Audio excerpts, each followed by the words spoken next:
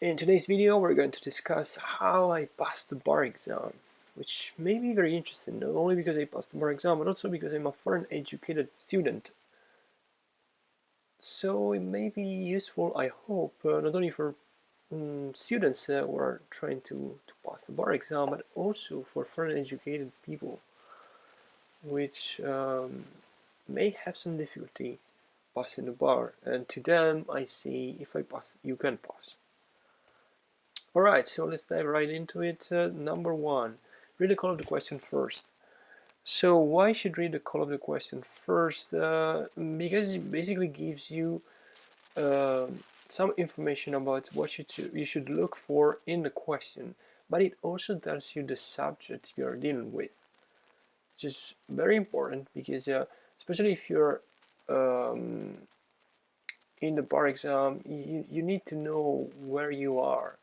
If you think it's a civil procedure question, then you will look only for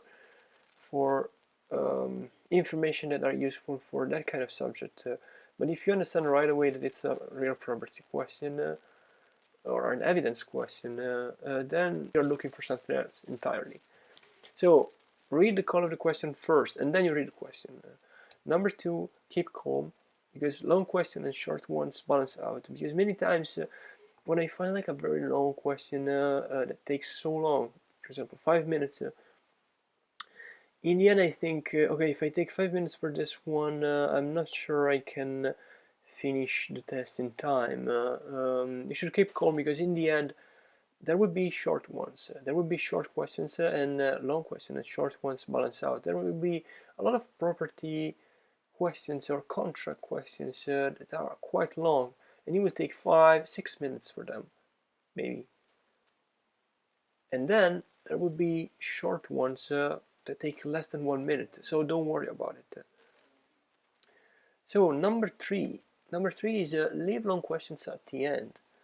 Why? Because especially if you are prone to stress yourself out because you think that you will not be able to finish the test in time, then leaving the long questions at the end gives you an edge because you know that, for example, I have 100 questions and I've already done 90 in less than the allotted time.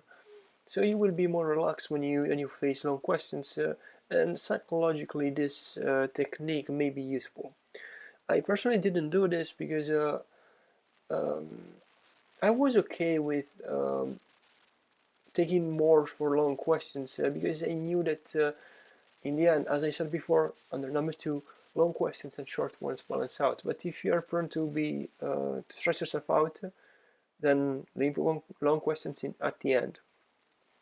Number four, eating and drinking techniques. So for this one, basically in the weeks before the bar exam, I timed myself so that I knew exactly how long it took for me to go to the restroom for number one and number two after eating and drinking, so that I knew exactly that I wouldn't have to go to the restroom in the middle of the exam. During the exam, I brought some food with me that I ate during the breaks, some water, but also some very energetic food. So, for example, I brought a lot of nuts and also some chocolate. Yeah, I brought some chocolate too because I found that sugar during the exams is very helpful for me. So, number five, two windows for the MPT. So in the MPT, you will be given some material, and on the basis of this material, you need to write a memo or some other kind of legal document. So for this one, I suggest that you divide the screen in two windows. In the top one, that will occupy more or less half of the screen, that would be the material. For example, they can give you some case law or a statute, and in the bottom one there will be the blank page that you need to write. So dividing the screen in this way basically helps you because you don't have to go back and forth between these documents because you have them already there. So number six, don't exaggerate with a highlighter. So especially for the MEE, But also for the MPT, I made a huge mistake to highlight too much, and I spent so much time highlighting, and in the end I almost ran out of time. That didn't happen, fortunately, but I was very close, and I think I lost a few points, a few things that I could have done, but I missed because I was stressed out because I was running out of time. So do not exaggerate with the highlighter. My suggestion is, if you have to highlight something and you can with the computer and the program that they give you for the exam, just highlight things that you may use and you may need in the future. For example, you need to go back to the question and find something right away. You can highlight just a few words for this purpose. Number 7, test and then study. So what does this mean? It means that you should test yourself and you should use the results of the test to orient your study. So for example, take an MBE. Out of 50 questions, you got 25 wrong. Then you take those 25 and you write next to each question the subject that it relates to, that it deals with.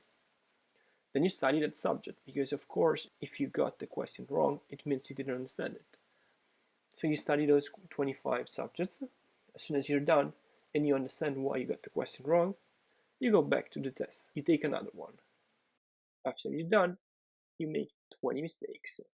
You study those 20 subjects and you go back and you test yourself again.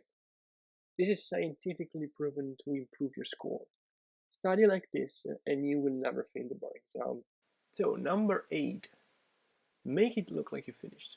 This is true for the ME and the MPT. So, one of the things that they test and they assign points to it is finishing an assignment on time. So, if you have 5 minutes on the clock and you realize that you will never be able to finish the test, what you should do is use that 5 minutes to make your test look like you finished. So make it look like you finished, even if you didn't. Number 9, practice a lot. So this is true for everything, but especially for the MPT, because for the MPT you can't really study that much. The only thing you can do is practice a lot and understand how the test works. Number 10, for the MPT, divide your time 50-50. The first half of the test should be essentially to read the material that is given to you, and the remaining 50% should be used to take the test. If you're a really fast reader or a slow reader, this may change a little bit, but 50% is quite accurate. Alright, so thank you for watching. If you liked the video, don't forget to subscribe and watch my other videos about law and passing the bar exam. Bye everyone.